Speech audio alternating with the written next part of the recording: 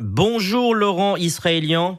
Bonjour. Merci d'être avec nous sur Maritima. On va évoquer avec vous le salon de l'agriculture qui démarre demain sous tension dans la capitale.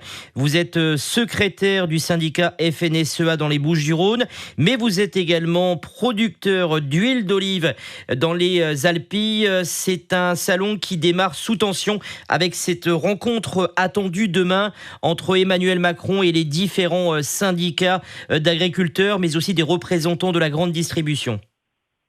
Et oui, effectivement, c'est vrai que les annonces qui ont été faites hier de cette rencontre ont mis encore un petit peu plus de tension parce que le salon de l'agriculture, c'est avant tout le salon des agriculteurs et je pense qu'une rencontre déjà que entre agriculteurs et Emmanuel Macron de tous les syndicats aurait été bien, normale, mais voilà, l'annonce qui a été faite et quand même avec le rétropédalage, notamment des soulèvements de la terre, c'était pas forcément ce qu'il aurait dû faire pour apaiser un petit peu la situation au début du salon. Alors justement, il y a eu déjà des annonces de Gabriel Attal, d'Emmanuel Macron, mais ça ne suffit pas finalement ces annonces que l'on a eues ces derniers jours, notamment du Premier ministre Gabriel Attal. Alors c'est vrai que les annonces, bon, il faut pas se mentir, il y a des avancées. Maintenant, il faut qu'on attende de voir un petit peu quand est-ce qu'elles seront mises en place et qu'elles commenceront réellement. On attend vraiment d'avoir des actions écrites, parce que les paroles s'envolent et les écrits restent. Donc on a besoin vraiment d'avoir un peu plus de lisibilité. On sait que tout ne peut pas se faire du jour au lendemain, mais on a besoin d'avoir un calendrier des réformes qui seront faites. Alors justement, j'ai retenu deux phrases de votre président Arnaud Rousseau. Il a indiqué dernièrement ce ne sera pas un salon de l'agriculture comme les autres.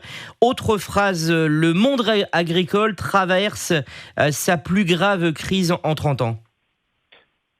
Oui, effectivement, aujourd'hui, vraiment, on a un tournant de l'agriculture française et même européenne quand on voit un petit peu toutes les manifestations dans les autres pays. Mais c'est vrai qu'en France, on est vraiment en attente de savoir si on est encore utile à notre pays aujourd'hui et si la France compte sur nous. Je pense qu'on est nécessaire, mais voilà, on a vraiment besoin d'être rassuré, on va dire, et de dire on veut des agriculteurs en France, on veut une souveraineté alimentaire forte. Et toutes les actions de ces dernières années, c'était pas forcément ça. Donc le salon va être assez tendu parce qu'on attend vraiment ce type de déclaration d'amour envers nous, on va dire. Alors justement, sur un plan personnel, on rappelle, vous êtes producteur d'huile d'olive dans ce magnifique cadre des Alpilles, si on ne se trompe pas dans notre géographie précise. Vous, qu'est-ce que vous attendez? Qu'est-ce que vous attendez justement du gouvernement de Gabriel Attal, d'Emmanuel Macron sur un plan personnel? Qu'est-ce que vous attendez et qu'est-ce que vous attendez au niveau des annonces? Alors, les annonces qui ont été faites jusqu'à présent, on va dire de revenir un petit peu sur le plan éco-phyto, c'est-à-dire d'avoir pas de surtransposition de normes au niveau des produits phytosanitaires. C'est quelque chose qu'on attendait un petit peu parce qu'on a des produits qui sont interdits chez nous dans notre production, autorisés en Espagne, en Italie notamment, en Europe, qui sont les plus gros producteurs. Et aussi également tout ce qui est un petit peu la main-d'œuvre. On est un métier où on a besoin de beaucoup de main-d'œuvre parce qu'on est sur des plantations traditionnelles. On a un petit peu mécanisé, mais on a besoin de main-d'œuvre. Et aujourd'hui, alors les TEDE, c'est une exonération de charges pour les salariés saisonniers. Qui va être pérennisée, c'est déjà une avancée. Et le fait de mettre le métier en tension, l'agriculture en tant que métier en tension est quelque chose, une belle avancée aussi parce que ça sera peut-être un peu plus facile de recruter des personnels étrangers puisqu'on a énormément de mal de trouver des personnes du territoire qui veulent faire notamment les récoltes. Alors vous allez participer sur un plan personnel à un concours également, vous êtes producteur d'huile d'olive. L'huile d'olive des Alpilles qui s'exporte dans la capitale, c'est un petit événement pour vous? Oui, après, en France, on a une très petite production en huile d'olive, on représente 4% de la consommation française.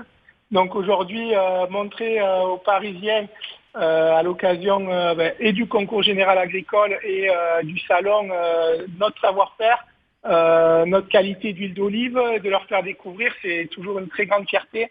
parce que voilà, on est fiers de ce qu'on fait, on se lève tous les matins avec un grand sourire et beaucoup d'amour pour le travail que l'on fait au quotidien dans nos parcelles. Et donc c'est un plaisir toujours de partager ça avec le maximum de personnes. Et le Salon de l'agriculture est vraiment l'endroit idéal pour faire découvrir nos produits. Merci beaucoup Laurent Israélian et on vous souhaite un bon séjour dans la capitale pour le salon de l'agriculture qui démarre demain.